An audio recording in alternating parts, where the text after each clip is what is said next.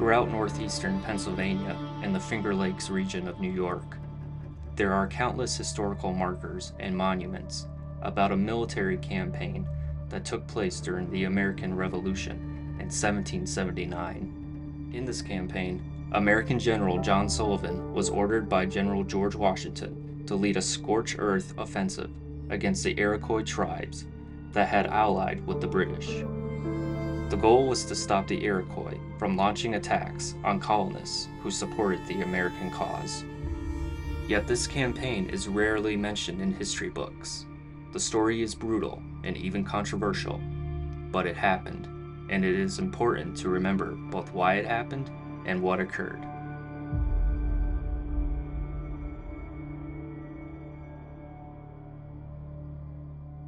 To understand why this campaign happened, we need to go back to the year 1778. At this time, the British was working to form an alliance with the Iroquois Confederacy. The British main argument was to help stop the spread of pro-American colonial settlers that had been moving onto the frontier. The Iroquois Confederacy was made up of 6 nations. These nations included the Mohawk, the Oneida, the Onondaga, the Seneca, and the Tuscarora. 4 of those nations joined the British and the Loyalists. Under the command of Loyalist Colonel John Butler, the commander of Butler's Rangers, Loyalists and Iroquois warriors led by Mohawk war chief Joseph Brant would conduct raids against pro-American settlements on the frontier.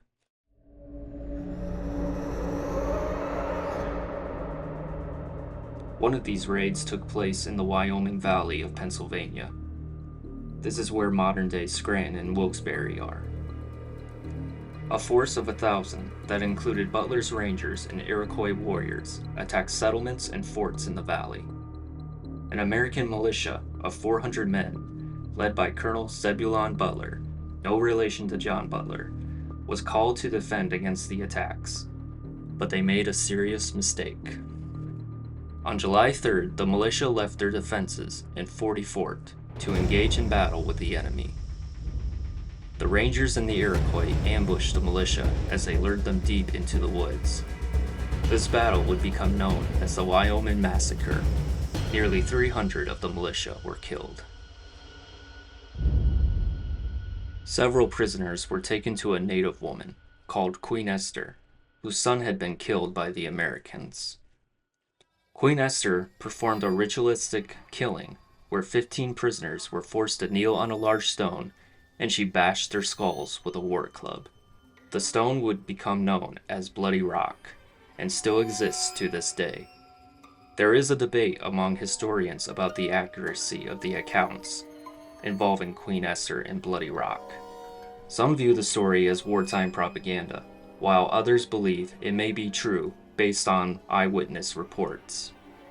Regardless, the story reflects the broader cycle of violence and retaliation that characterized the frontier conflict between the Iroquois and American settlers during the Revolutionary War. After the Wyoming Massacre, the alliance between the Iroquois Confederacy and the British really began to concern the Continental Congress and the Army. They decide action must be taken.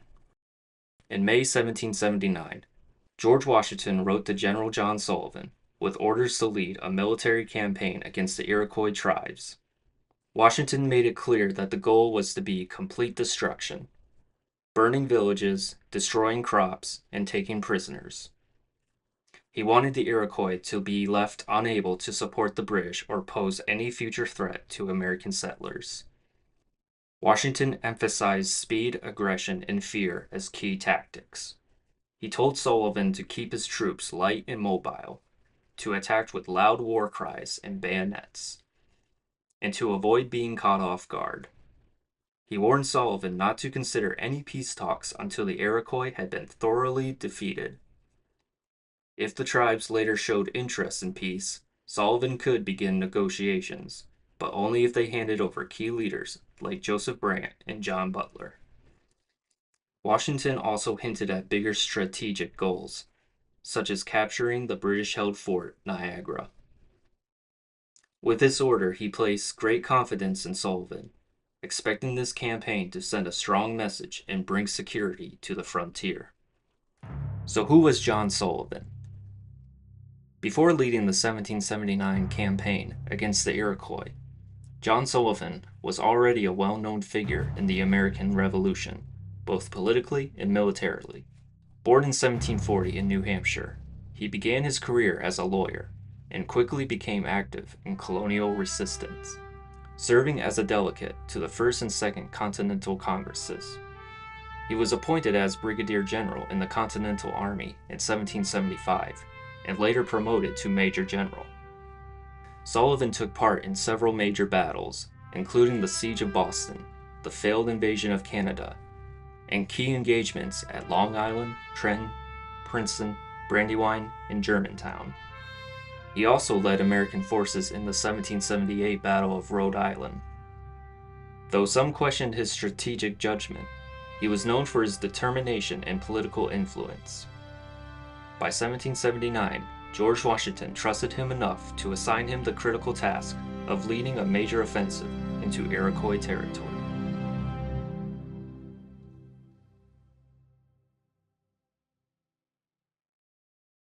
The start of the campaign was slow due to the organization and lack of supplies. The size of the expedition was close to 4,000 soldiers. The expedition began from the Wyoming Valley, and on July 31st, Sullivan began his march. Their first objective was to march to Tioga, Pennsylvania, where the rivers Chemung and Susquehanna meet. There, they would be met by General James Clinton and his forces. British command, skeptical of their native allies' reports, underestimated the scale of the American buildup. Even when scouts confirmed an army was assembling near the frontier, the British assumed it was a diversion for an invasion of Canada. As a result, they failed to prepare defenses in Iroquois lands. By the time the true objective was clear, the Americans had already begun their march. The march began slowly. The rough mountainous terrain and the need to coordinate with 134 flatboats hauling artillery and supplies upriver significantly hampered progress. The expedition also brought with it around 1,200 pack horses, 700 cattle, and a range of artillery, including 4 brass 3-pounders, 2 6-pounders, 2 5.5-inch howitzers, and a Coehorn mortar.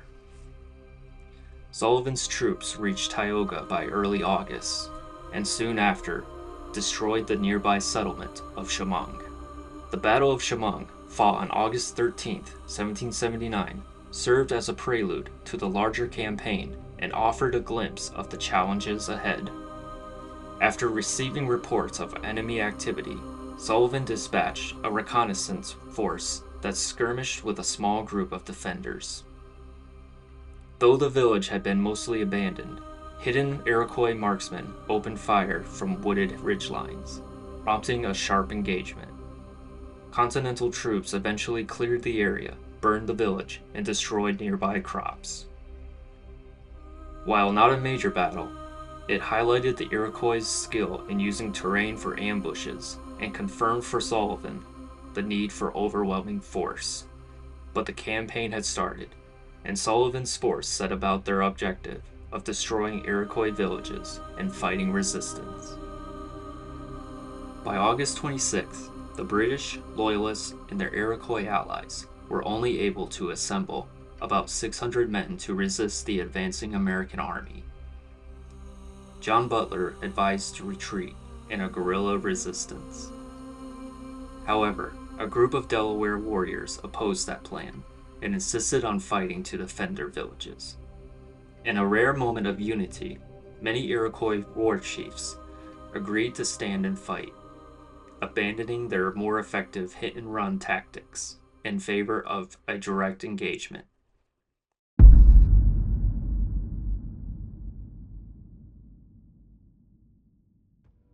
The chosen battleground was a wooded ridge near the village of Newtown, where the combined force of Iroquois warriors, British Loyalists, and a few regular soldiers constructed concealed breastworks, which are defensive log fortifications meant to ambush the approaching American army.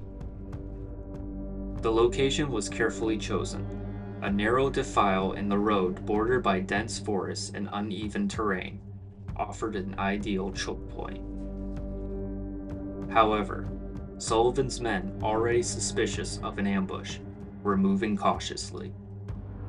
Scouts and light infantry identified signs of enemy entrenchment before the bulk of the army entered the kill zone, effectively spoiling the surprise attack. Rather than attack head-on, Sullivan orchestrated a multi-pronged assault. Artillery units moved into position and opened fire, launching shells and mortar rounds onto the hillside in a thunderous bombardment.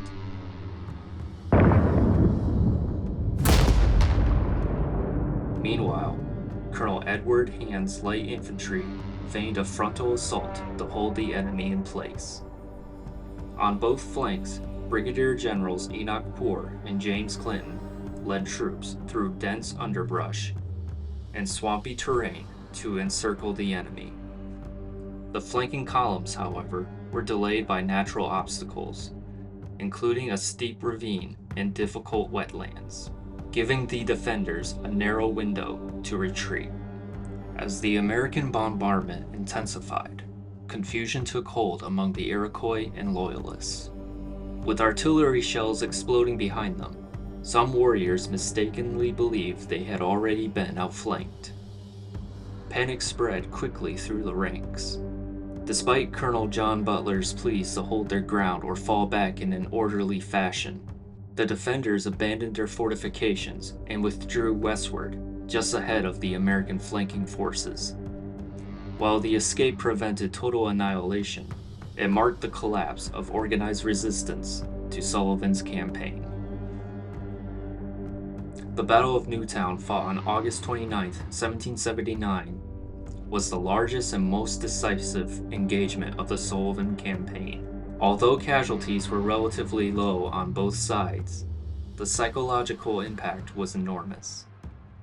For the Iroquois, the defeat shattered any remaining confidence in resisting the Americans head-on. For Sullivan's men, the battle was a turning point. With opposition in retreat, morale among the Continental troops surged. Many soldiers, despite being on half rations, were now fully committed to the campaign's success. As the army pressed further into Iroquois country, soldiers began to encounter villages that challenged their assumptions. Instead of crude huts, they found timber-framed houses, glass windows, and orchards of apples, peaches, and cherries, stretching into the horizon. Fields were neatly planted with corn, beans, and squash. These settlements revealed a level of sophistication and prosperity that surprised many. The discovery made the destruction that followed even more sobering, as the army methodically began dismantling the heart of Iroquois civilization. Sullivan's men continued their destructive path, reaching Seneca Lake by September 1st and burning every major settlement in the area. John Butler tried to rally defenses, but Iroquois forces, still demoralized from Newtown, prioritized evacuating their families. By September 9th, Canandaigua and surrounding villages had been destroyed. Sullivan paused to send a reconnaissance team towards Chenanoocia, one of the largest Seneca towns. A 26-man scouting party, led by Lieutenant Thomas Boyd, stumbled into an ambush set by 400 Iroquois and Loyalists. Most of the party was killed. Boyd and another soldier were captured, along with a Oneida guide named Hanyost. Hanyost was quickly executed by Seneca warriors. Boyd and his companion were interrogated by Butler, and then handed over to the Iroquois, who brutally tortured and killed them in retaliation for the destruction of their homeland. On September 4th, Sullivan reached Chenoosia and razed the town, burning 128 homes and vast agricultural fields. Believing there were no more significant Seneca settlements west of the Genesee River, he ordered the army to turn back. As they retraced their steps, the soldiers destroyed any remaining villages missed on the initial march. During the return, Sullivan's army passed through the area near the previous Battle of Newtown that would become known as Horseheads. The long and punishing campaign had taken its toll not only on the men, but also on their animals. Many of the army's pack horses, too weak to continue, had to be put down. Their skulls were lined along the trail as grim markers of the army's passage. The name Horseheads survives today as a rare and haunting place name, a lasting reminder of the brutal realities of the Revolutionary War. By the time the expedition concluded, Sullivan's forces had wiped out over 40 Iroquois villages and countless food stores, reportedly destroying over 160,000 bushels of corn and uncounted stores of vegetables and fruit. The Americans suffered minimal losses, about 40 men. Sullivan's forces had failed to capture any significant number of prisoners, one of the operation's original goals.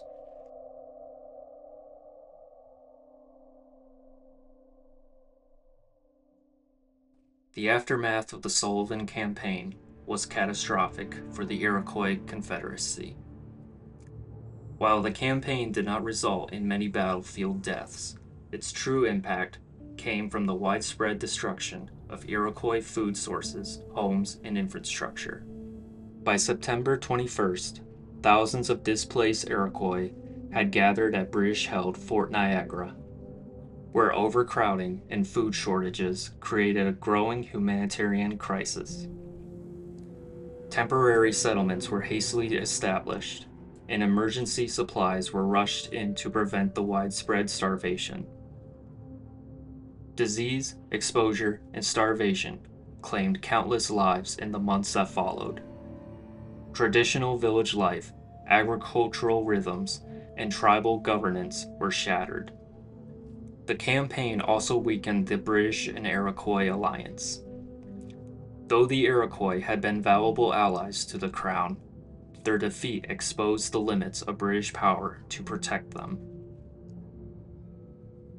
Many Iroquois warriors continued to support British raids into American territory in the years that followed, but their ability to launch large, coordinated attacks was severely reduced.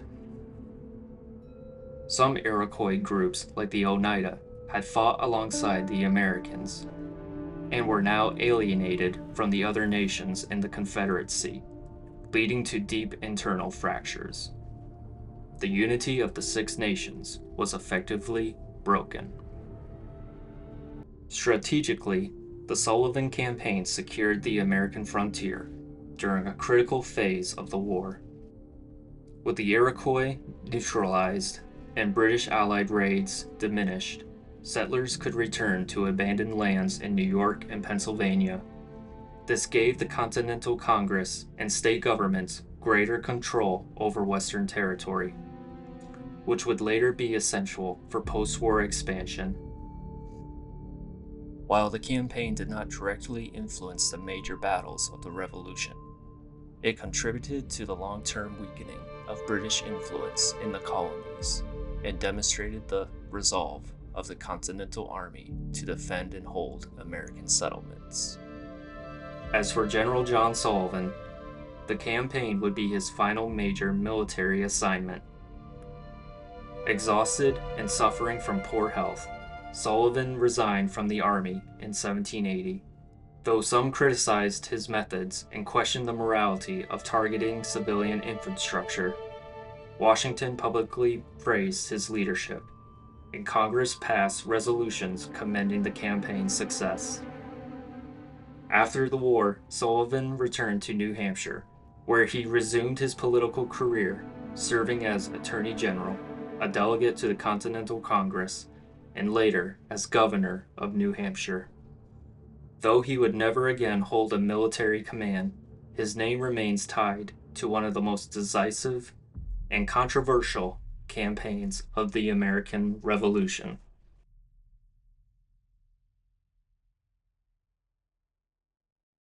One reason the Sullivan Campaign remains less prominent in many history books is that it lacked the decisive, large-scale battles that tend to define the Revolutionary War narrative. Unlike major engagements such as Saratoga or Yorktown, the campaign was one of maneuvering, logistics, and destruction rather than direct conflict. Its strategic value was clear. It disrupted British Allied operations and secured the American frontier, but its methods were focused on infrastructure and supply lines rather than dramatic battlefield victories. The campaign took place largely in remote frontier regions, away from the primary theaters of war where much of the Revolutionary War's political and military drama unfolded.